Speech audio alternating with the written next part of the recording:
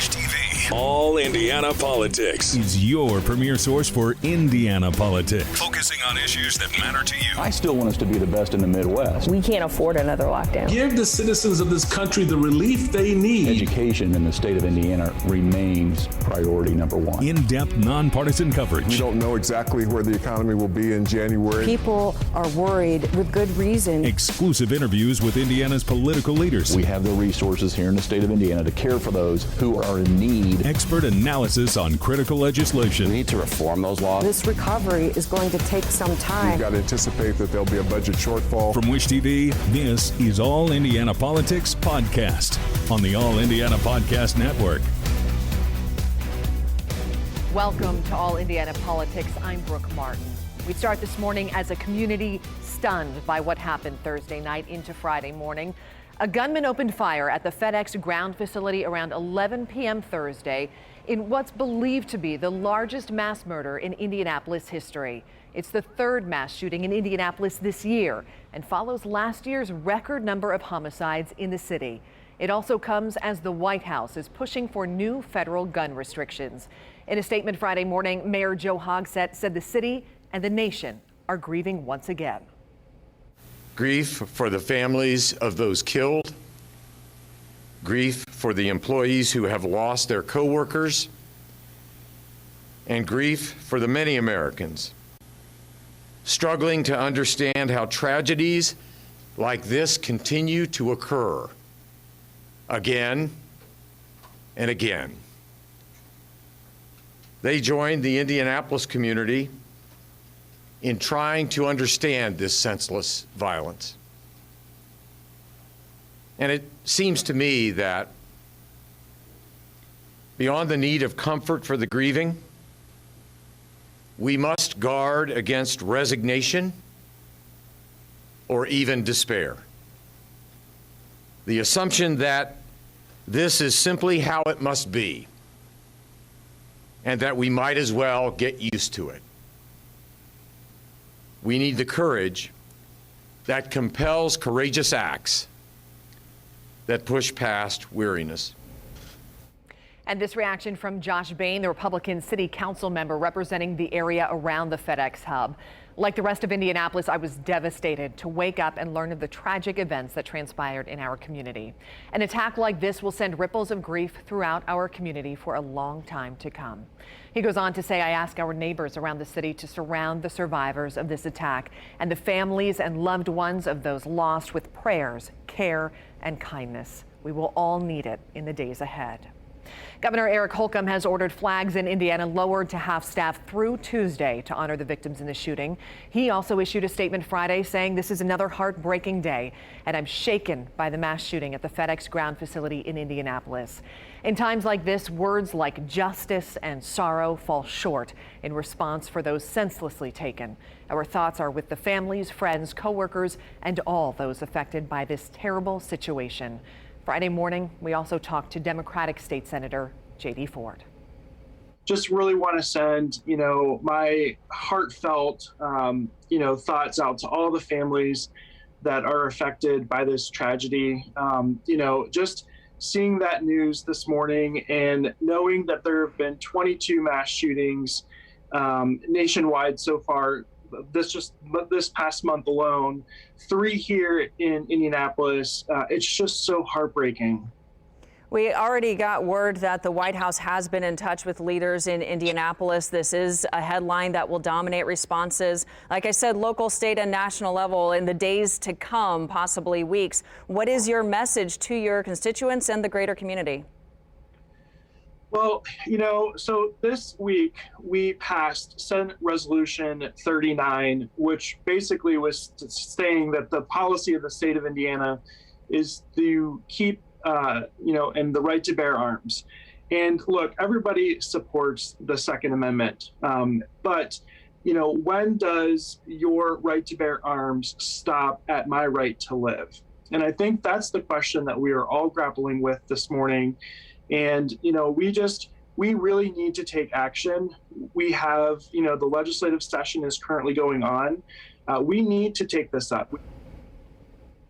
The White House has also lowered flags to half staff for the victims of the FedEx shooting. President Biden issued a statement saying gun violence pierces the soul of the nation. He also called gun violence an epidemic in America.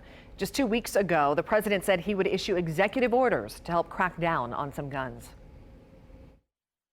Yet again, we have families in our country that are grieving the loss of their family members because of gun violence. There is no question that this violence must end. The president has spent his entire career working to address gun violence, and his determination to act has been redoubled by senseless killings we've seen both in mass shootings like this and in the lives lost to the epidemic of gun violence every single day in communities across our country. We can't afford to wait as innocent lives are taken. We also have a statement from Republican Senator Mike Braun. He says our hearts are mourning for the individuals who have senselessly lost their lives, all of their loved ones and their co-workers at FedEx who will be dealing with this tragedy for a long time to come. Thank you to the members of law enforcement who put their lives on the line and responded heroically in this situation. And this from Republican Senator Todd Young. The shooting at FedEx was a senseless tragedy. Indiana and the nation mourn for the lives lost and forever changed Thursday night. Welcome back to All Indiana Politics. We turn our attention back to the State House and that remarkable announcement this week. Indiana will have about $2 billion more to spend in next year's budget. The updated revenue forecast comes as lawmakers are trying to put the final touches on the state's next two-year budget.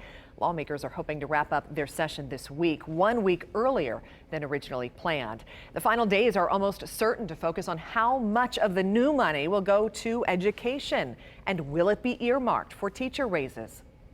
You've always felt like teacher pay, as education funding has always been the priority of both of our caucuses to the administration.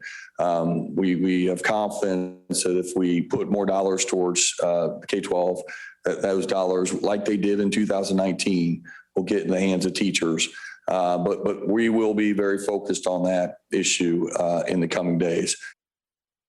And we welcome in State Senator Eddie Melton. Senator, good to see you. Thank you for joining us. Thanks for having me. So, Senator Melton, you say the current GOP budget doesn't go far enough. Where, in your opinion, does it fall short? Well, let's start with the House version that came over to the Senate a few weeks ago. In their version of the budget, there was a significant amount of decreases in agencies' budgets across the entire scope of state government.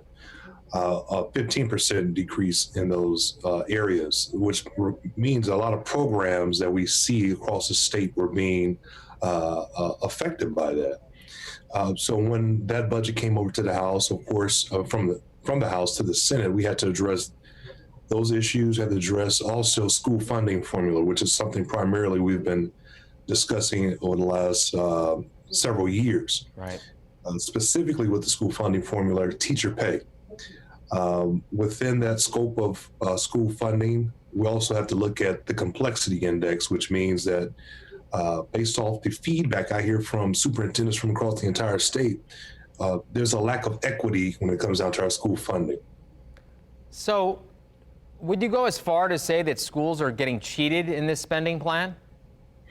Well, we have enough time to fix that. Indiana is going to have a significant influx of revenue over the next couple of years. And that's excluding any type of stimulus dollars. Right. Well, let's talk about that right now, because the new revenue forecast, as you just mentioned, projects the state will get about $2 billion more than expected. So I guess this goes to your earlier point, and I'm certain that you're hoping that it does. Will it go towards education? Well, that's the conversation that we're having right now. Myself and my caucus, we're advocating, of course, more new dollars to the K-12 funding formula, which should go more towards educating ELL students, which are English learning students, which should go towards our special education students. The reality is, you look at the governor's teacher pay commission, they just issued a report a couple of months ago, and it instructed that there should be a significant amount of new dollars invested in K-12, and that will allow our locals to provide our teachers with a pay increase. Do you have any hope that the conference committee will make any of these changes?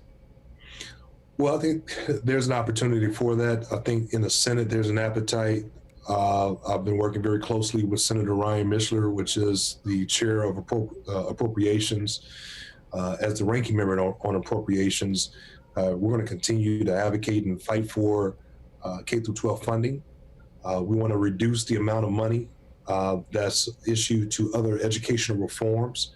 We know that they're in the House version, they expanded the vouchers program, which were going to families that made over $145,000 or more, I believe. And that would have taken more money away from traditional K-12. We know that 93% of all of our children in the state of Indiana are in traditional K-12 institutions, and we got to fund them adequately. One final question, and again, I thank you for your time, sir. A bill to strip Indigo of some of its funding appears to have new life in the Senate. Is there enough opposition to prevent that from happening? We're trying to gain that support to kill that language. The reality is it was attempted earlier this session and it was defeated, and they're bringing it back. Right now, the way we look at public transportation in Indianapolis is under attack. We know that with COVID-19, with so many issues that Black and brown and underserved and poor communities are under extreme pressure, and preventing and limiting public transportation is sending the wrong message to Hoosiers and to citizens. So we're going to do all that we can. I know myself, Senators Cadora, Senator Taylor, and Senator Ford, we're going to do our best, as I know those individuals represent Indianapolis along with Senator Bro, to get that language out of the bill that's impacting Hoosiers in the city of Indianapolis. And we'll stay on top of it. State Senator Eddie Melton, always good to see you. Thank you for joining us. Thank you. Thank you for having me. All Indiana politics as we welcome back Republican Whitley Yates and Democrat Brian Gaddy. Thanks both for being with us. Let's start by talking guns today. We've heard the White House and other Democrats call for action on guns again after the shooting at the FedEx facility, of course. Whitley, we start with you. Does the president's push have any chance of gaining traction or winning in the courts? I definitely do not think so. For far too long, the left has been trying to remove our Second Amendment rights and get Americans away from their guns for so long, and to try to politicize this tragedy so soon, to me, is just a travesty. To triumph and try to push a political agenda based upon the tragedy that happened here in Indianapolis is really saddening to me. Brian, is it too soon to call for action after the shooting? The comments from the Vice President and State Senator Ford came within just hours of the shooting. No, it's not. But our concern should first of all be with those the 8 Hoosiers that we lost and their families. This is another senseless tragedy that's not just affects our state, but affects our entire country. We just have this epidemic of violence. It's unique to our country. You don't find this going on in other countries like Canada, our neighbors to the north, or Europe. We just have this problem in the United States of an epidemic of violence. And how long are we going to allow ourselves to live with this cloud of violence? And the thing that's just so frightening about it, it can happen to anyone, anytime, anywhere. And this is not about taking people's guns. We Democrats respect the Second Amendment, but we have to ask ourselves, how long are we going to live with this senseless violence? When are we going to do something about it? And are we going to continue to live like this? I don't think we as Americans need to politicize this with someone saying we're trying to take guns. I just think that's irresponsible. We just want Americans to be safe, and we can do that while honoring the Second Amendment, and that's what we need to do. For those who do want stricter gun control, Brian, what's it going to take? Well, I just think it's something where we can reason together on this issue. I mean, this is not about trying to take people's guns. This is about trying to make Americans be safer. Instead of being worried about taking guns, we ought to be worried about the violence that's taking American lives. And that's what we need to be concerned about. We have to figure out how to resolve this issue in a way that honors gun owners, but at the same time respects that every American should have a right to be able to go to their job and come home safely. They shouldn't have to worry about being shot and killed in a parking lot at FedEx or anywhere else in the United States. This is an issue that we've got to resolve, and we don't need grandstanding from the Republicans saying we're trying to take people's guns. That's just irresponsible political rhetoric, and it needs to stop. Whitley, are there any gun control measures that Republicans should be or are backing? I'm going to be honest with you. I think that the laws that we currently have are good enough. The truth of the matter is, specifically here in Indianapolis, the mayor has cultivated a culture of violence over the course of his leadership. And the community and people and advocates have been calling and begging for something to happen consistently for years. And so the fact that now we've had this mass tragedy here only further perpetuates the fact that we need our leadership within the city to really address the root causes and not focus on the symptoms that we're seeing now within our society. All right, I want to take a turn and talk about the State House fight now in the budget. Whitley, if the state really is going to get $2 billion more than it expected and teacher pay is a priority, why not spend the money on teacher salaries?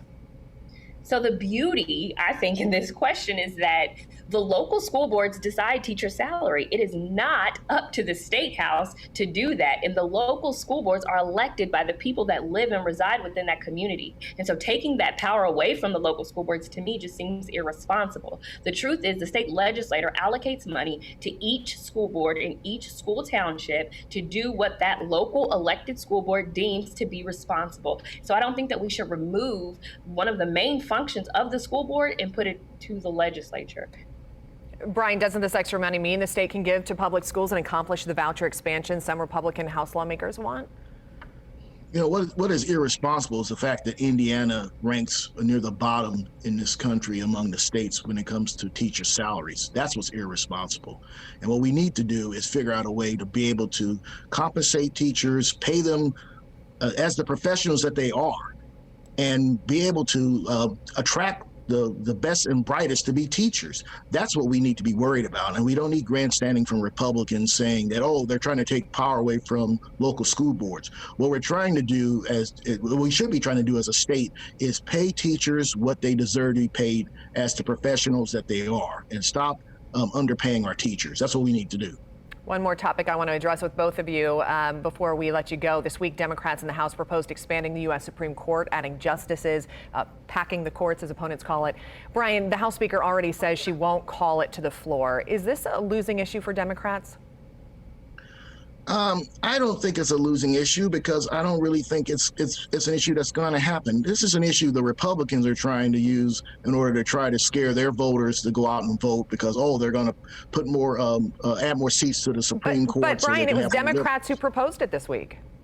I know it's Democrats that are doing, but President Biden is not for it. President Biden does not support expanding the Supreme Court. And last I checked, he is the head of the Democratic Party, along with being the President of the United States. So his position is the one that ultimately matters. Whitley, you think this is seeming to fire up Republicans? Absolutely. Because as we've seen, specifically with President Biden, he'll say one thing, that he's going to be a one-term president, and do something else. There's a credibility gap between what he said when he was running for office versus him being in office. They wanted to pack the infrastructure bill with stuff from the new Green Deal and abortion. They're packing infrastructures and they're packing the freaking border with immigrants, right, in fancier cages. And now they're trying to pack the courts. The truth of the matter is, thankfully, Nancy Pelosi said that she's not going to call this up. But if it were left up to the Democratic Party, this is something that they would do. And the truth of the matter is, there is a fracture within that party, because you have one faction. That's definitely not true. There's no fracture in the Democratic Party. So that's totally disingenuous what you just said. What do you think the current situation is, Brian? The current situation is that President Biden, the head of our party, and the President of the United States, and he will be a two-term president. He will not be a one-term president like the former President Trump. There is no fracture in our party. The issue is that President Biden does not support adding seats to the U.S. Supreme Court, and that's the position of our party. And the Republican Party, which is truly fractured from the QAnon conspiracy theory part, or the regular conservatives. Former Speaker John Boehner talked about that. That's the party that has the fracture, not the Democratic Party. All right, Whitley, 15 seconds to respond. The truth of the matter is, if there wasn't a fracture, we wouldn't have Democratic legislation asking us to pack the courts, right? If everyone abided within the Democratic Party by what the president is saying and doing, President Biden is the head of our party, and he does not support it. So the fracture is not in our party. Let me finish that, Brian. So the truth of the matter is, you have the progressive. All right, Whitley, we want to hear more, but we are out of time. I'm so sorry to have to cut both of you off. Brian Gaddy, Whitley Yates, thanks so much for your time. We'll see you soon. Thank you. Thank you. Thank you for joining us for All Indiana Politics. We'll be back here next Sunday morning at 9:30. Have a great rest of your weekend. From Wish TV, this is All Indiana Politics Podcast on the All Indiana Podcast Network. Watch All Indiana Politics live Sunday mornings at 9:30 on Wish TV and at wishtv.com. Subscribe to this podcast and listen weekly here on the All Indiana Podcast Network. And be sure to discover even more great podcasts at allindianapodcastnetwork.com.